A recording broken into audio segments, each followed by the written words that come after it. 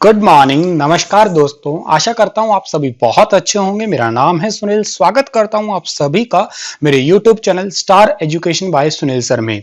चलिए शुरू करते हैं। आज 5 मई 2020 के कुछ महत्वपूर्ण करंट अफेयर को जानने के लिए अगर आपने अभी तक मेरे चैनल को सब्सक्राइब नहीं किया है तो प्लीज प्लीज प्लीज चैनल को सब्सक्राइब कर लीजिएगा और पास में बेल आइकन को भी प्रेस करिएगा ताकि जितनी भी वीडियोस मैं अपलोड करूं उनका नोटिफिकेशन सबसे पहले आप ही को मिले। दुनिया भर में कोरोना वायरस के लेटेस्ट केस कितने हैं भाई? 35,95,563 पहुंच चुके हैं और मरने वालों की संख्या ऑलमोस्ट 2.5 लाख हो चुकी है। ये 2,49,225 लोग अब तक मर चुके हैं, जबकि ठीक होने वालों की संख्या 11,66,553 पहुंच चुकी है। अमेरिका के अंदर सबसे ज्यादा केसेस है, 11,92,216 केस अमेरिका के अंदर है और जबकि मरने वालों की संख्या 68,715 है। नंबर 2 पे जो है वो स्पेन है, नंबर 3 पे इटली, नंबर 4 पे यूके, 5 पे फ्रांस, 6 पे जर्मनी, 7 पे रशिया। आप देखिएगा रशिया के अंदर केसेस कितने तेजी से बढ़ रहे हैं, 7 नंबर पे और 10,000 से भी ज्यादा केस आ रहे हैं। उसके बाद में टर्की है, ब्राजील है, ईरान है और अब टॉप 10 की लिस्ट से चाइना तो बिल्कुल बाहर ही हो चुका है। हमारे भारत की स्थिति देखी जाए तो 44,237 केस हो चुके हैं और मरने वालों की संख्या 1,513 पहुंच चुकी है।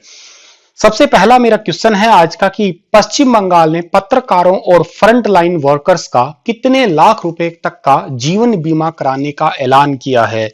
तो पश्चिम बंगाल ने पत्रकारों और फ्रंट लाइन वर्कर्स का 10 लाख रुपए तक का जीवन बीमा करने का ऐलान किया है। ए ऑप्शन जो है इस क्वेश्चन का बिल्कुल ठीक रहेगा। यह घोषणा की है पश्चिम बंगाल के मुख्यमंत्री ममता बनर्जी ने। इससे पहले भी आपको मैंने और राज्यों के भी बताया है। क्या हरियाणा ने भी पत्रकारों के लिए जो है जीवन बीमा करने की घोषणा की है, ओडिशा ने भी की है, अरुणाचल प्रदेश, असम ने भी की है। क्या आपको याद है तो आप कमेंट सेक्शन में लिख के बताइएगा किस किस राज्य ने कितने कितने रुपए जो है पत्रकारों के लिए बीमा योजना शुरू की है। बेसिकली क्या है ये, क्योंकि कोरोना वायरस की जो भी न्यूज है उसको कवर कर रहा है कोई भी पत्रकार, अगर उसकी इस दौरान मृत्यु हो जाती है तो उनके परिवार वालों को 10 लाख रुपए तक का जो है वो बीमा रूप में या उनको सहयोग राशि दी जाएगी। ऐसा पश्चिम बंगाल ने कहा है क्योंकि पश्चिम बंगाल के अंदर अभी कोरोना संक्रमित 1100 प्लस हो चुके हैं, 33 लोगों की मौत हो चुकी है और 150 से ज्यादा लोग ठीक भी हुए हैं। पश्चिम बंगाल के गवर्नर का नाम जगदीप धनखड़ है। पश्चिम बंगाल की राजधानी कोलकाता है। कोलकाता किस नदी के किनारे है? कोलकाता हुगली नदी के किनारे है, याद रखिएगा। और पश्चिम बंगाल की मुख्यमंत्री का नाम है ममता बनर्जी।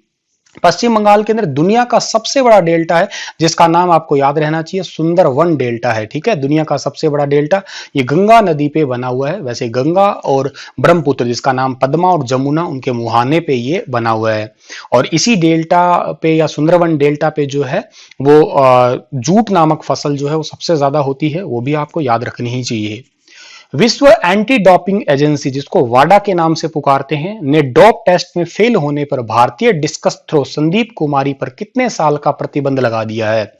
तो डिस्कस थ्रोअर संदीप कुमारी पर अभी हाल ही में 4 साल का प्रतिबंध लगाया गया है वाडा एजेंसी द्वारा। इनका ब्लड टेस्ट हुआ था 26 जून 2018 को और तब से ये जो है प्रतिबंध अब लागू होएगा, मतलब वो तारीख काउंट होएगी। ठीक है, और बात कर रहे हैं वाडा की, तो वाडा की फुल फॉर्म है वर्ल्ड एंटी डोपिंग एजेंसी। ठीक है, इसका पर्पज है एंटी डोपिंग, जो स्पोर्ट्स के अंदर कोई भी ऐसी कोई मादक या नशीली पदार्थ को लेके खिलाड़ी खेल ना रहा हो, उनके ब्लड को टेस्ट करना इसका मेन पर्पज है। हेडक्वार्टर मॉन्ट्रियल कनाडा के अंदर है और इसके फाउंडर का नाम है डिक पाउंड। ठीक है, इसकी स्थापना हुई थी 10 नवंबर 1999 को।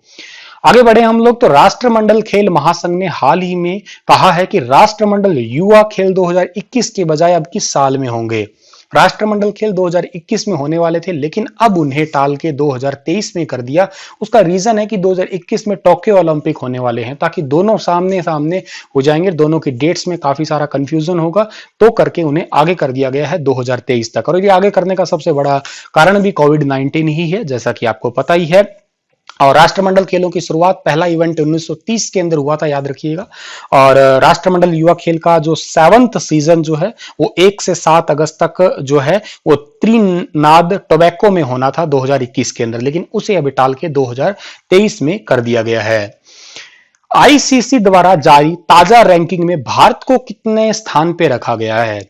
आईसीसी रैंकिंग में हम लोगों ने अपना पहला स्थान खो दिया है और अब हम तीसरे स्थान पे पहुंच चुके हैं। सी ऑप्शन जो है इस क्वेश्चन का बिल्कुल ठीक है। पहला स्थान खो दिया। अब तीसरे स्थान पे हम लोग, और T20 रैंकिंग में इसमें ऑस्ट्रेलिया जो है वो नंबर 1 पे है। ये रैंकिंग आईसीसी ने 1 मई 2020 को जो है वो जारी की थी। 2016 के बाद ऐसा पहली बार हुआ है कि हमने ये पहला स्थान जो है गिरा दिया। और जो वनडे क्रिकेट की बात करी जाए तो उसमें इंग्लैंड 127 अंकों के साथ में पहले स्थान पे है। T20 में ऑस्ट्रेलिया है और वनडे के अंदर जो है वो इंग्लैंड नंबर 1 पे है। आईसीसी की फुल फॉर्म है इंटरनेशनल क्रिकेट काउंसिल। इसके चेयरपर्सन का नाम है शशांक मनोहर। आईसीसी का हेडक्वार्टर दुबई के अंदर है। सीईओ मनु सहानी है। स्थापना 15 जून 2009 को हुई थी, 1909 को सॉरी, ठीक है। और मोटो है क्रिकेट फॉर गुड, ये याद रखिएगा। केंद्र सरकार द्वारा 4 मई 2020 तक कितने राज्यों को one nation one ration card योजना के साथ जोड़ा गया है? तो केंद्र सरकार द्वारा 4 मई 2020 तक 17 राज्यों को one nation one ration card के तहत, योजना के तहत जोड़ दिया गया है। केंद्र सरकार ने देश में 5 और राज्यों को इस योजना में जोड़ दिया। इस योजना का लाभ बिहार, यूपी, पंजाब, हिमाचल और दमन दीव भी उठा सकेंगे अब, ठीक है। और ये 5 राज्य ही अभी जोड़े गए हैं। 1 जनवरी 2020 को कुल 12 राज्यों को इस योजना के तहत जोड़ा गया था। अब टोटल हो गए 17 ये। इसमें आंध्र प्रदेश, गोवा, गुजरात, मध्य प्रदेश, महाराष्ट्र, झारखंड, केरल, राजस्थान, तेलंगाना, ये राज्य जो हैं वो शामिल हैं। और केंद्रीय खाद्य एवं उपभोक्ता मामलों के मंत्री रामविलास पासवान ने इसकी घोषणा की है अभी हाल ही में। Which among the following days is celebrated twice a day? ऐसा कौन सा दिन है जो साल में 2 बार मनाया जाता है? तो साल में 2 बार मनाया जाता है international astronomy day. C option जो है इस क्वेश्चन का बिल्कुल ठीक रहेगा। इंटरनेशनल एस्ट्रोनॉमी डे जो है ये 2 मई को मनाया जाता है, एक मनाया जाता है 26 सितंबर को। इस दिन का जो पर्पज है वो awareness about the world of astronomy, दुनिया की एस्ट्रोनॉमी की तरफ अवेयरनेस करना। ये पहली बार मनाया गया था 1973 के अंदर। आगे बढ़े हम लोग, तो the saffron cultivated in which among the following regions has received the GI tag. Very very very very important question है ये।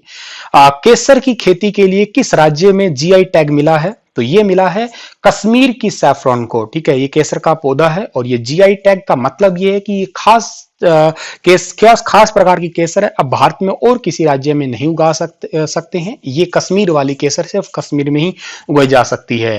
मैं आपको बता के चलूं कि केसर भारत में सबसे ज्यादा J&K में ही होती है, याद रखिएगा आप लोग, ठीक है।